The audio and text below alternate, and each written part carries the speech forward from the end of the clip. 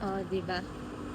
Siyempre dito, safe dito kahit anong oras na. Alas 2, alauna na eh. Kaya alauna na.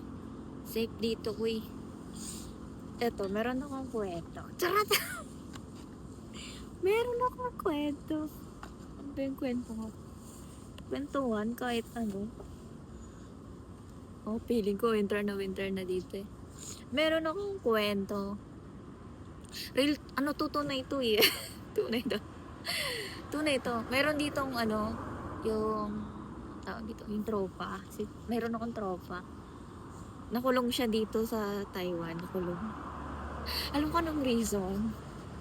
Ano, tawag dito, nagnakaw siya ng napakalaking halaga. Seryoso nga ni, kasi kailangan ko mag-seryoso sa video na to kasi tututo, magigitong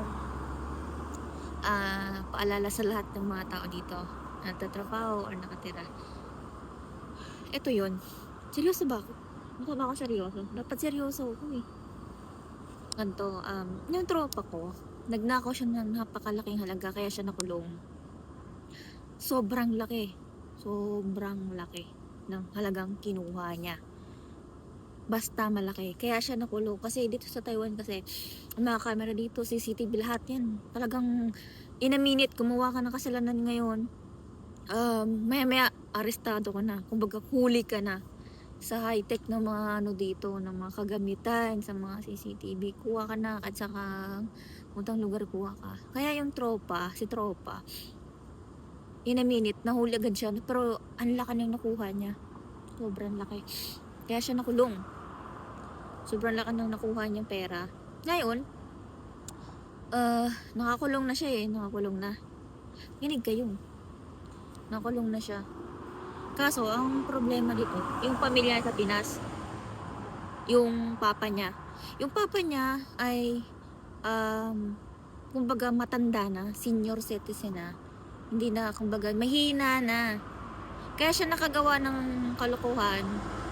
Siguro dahil sa gusto niya na rin umuwi ng Pinas, gusto niya na rin maahon sa harapan ng magulang niya, ganun. Nakagawa siya ng ganun. Kaya siya, alam mo na, kumuha siya ng limpak-limpak na salapi. Kaso, yung papa niya sa Pinas, hindi alam ang nangyari dito sa kanya. Hindi alam ang nangyari na siya ay nakagawa ng ganung kalokohan. Tapos, hindi alam ng papa niya na, ayaw niya ding ipaalam sa papa niya na nakulong na siya, na ganto, ganyan-ganyan. Ilang taon na, ilang ano siya nang nakakulong. Ayaw niyang ipaalam. Ngayon, nagsulat ang papa niya, sumulat sa kanya. Sumulat sa kanya yung papa niya na sabi ng papa niya, anak, kailangan ka nang umuwi dito sa Pinas. Kasi, matanda na ako, hindi ko na kayang mag-araro. Hindi ko na kayang mag-araro sa bukid, ganyan-ganyan. Maraming gagawin sa bukid, hindi niya na kaya kasi matanda na nga siya. So, yun yung sulat ng papa niya sa kanya. Ngayon, syempre hindi nga siya nakakulong ngayon si tropa, di ba? Ngayon, si tropa naman, binabasa ng mga pulis yung may nag-ano sa kanya na binabasa yung binibigay sa kanya yung sulat ng papa niya, tapos binasa niya. So syempre bago man yan makapunta dun sa kay tropa, nabasa na yun ng mga na kailangan na nga daw siyang umuwi, ganan. So itong si tropa nag-reply siya, nagsulat din siya. Sabi niya papa, tawag dito, wag mo munang, sabi niya, wag mo munang bubungkalin yung tawag dito. Wag mo munang bubungkalin yung mga lupa. Yung lupa dahil hihingi daw siya ng tulong sa mga tropa para tulungan yung papa niya kasi tsaka ito yung huling nakalagay doon sa sulat ni tropa sa papa niya na, papa, wag mong bubungkalin yung lupa natin sa bukid dahil ako nang bahala dyan, may mga tropa ako na tutulungan ka dyan. Tsaka kabilin-bilin na niya na wag niyang bubungkalin yung lupa kasi naandun niya binaon. Yung may binaon siya doon na kayamanan or basta doon niya binaon, may binaon siya doon. Hindi ko alam kung baka yun na yung pera na nanakaw niya or nanakaw. Yun na nga, baka yun na nga yun. So, ilagay dyan sa sulat niya, Papa, wag na wag mong aararuhin ng bukid dahil may tinago dyan sa bukid. Napaka-importante, napakahalaga niyang ganyan. E di, yun ang nilagay niya sa sulat. Tapos, bago naman yun binasa pa yun ng mga pulis. Binasa yun ng mga pulis bago ipadala dun sa papa ni tropa. E di, ang nangyari, dinabasa ng pulis. Aba, atong mga pulis, ang galing. Nagano siya, sabi niya, nagpadala siya nagkumontak na siya sa Pinas, ganito, ganyan. Ganyan. Bungkali ng bukid ng papa ni ganyan. Kasi nga, inisip nila na, basta, bago pala yun, ay di, pinadala na yung sulat dun sa papa niya. So, yung mga pulis may kinontak na sa Pinas. Inuntak niya. Tapos, aring papa niya, nagtataka.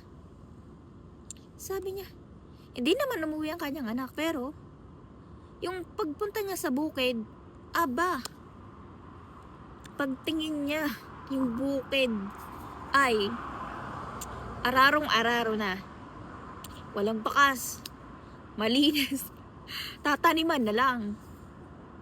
So, parang nangyari yun. Hindi naman umuwi sa tropa eh. Di ba? Pero, araro na lahat. Ang galing, no? Nagigits nyo? Ang galing, no? Tapos, ang nangyari doon, yung mga pulis, alam mo ba? Kaya ang bukid ni tatay ay inararo kasi yung mga pulis na mga inutusan pala na araruhin, baka doon nakatago yung kayamanan na o yung pera na ninakaw ni tropa. Kaya yun, nagulat si tatang, okay na, magtatanim na lang siya. So, laking tulong. Laking tulong kay tropa. Hindi man siya nakauwi, tinulungan naman siya ng mga pulis na bungkalin yung mga lupa sa bukid ng papa niya. So, yun lang guys. Yun lang. Sana nag-enjoy kayo. Sana mukhang aral din to. Uy, tunay talaga yun. Hindi yung biro. Tunay yun. Legit yun. Legit talaga yun na may nakulong dito dahil sa gumawa ng kasalanan. Pero wag nyo nagagayahin yan do. Masama yun. So, ayan lang. Sana nag-enjoy kayo sa kwento ko. Bye-bye! Meron akong kwento. At, teka lang. Ako nga pala si Duday, ang ulaga ng Taiwan. At ang babaeng hindi nauubusan ng katas. Ay, stay. Lakas. Hindi masasakit. Ano ba naman yan? Hindi yummy, pero creamy. A day in my life. Nasa factor record sa Taiwan. Tamang kwento na lang muna. Yun lang ang bag ko sa inyo. Winter season naman. Lamig na ba? Bye-bye!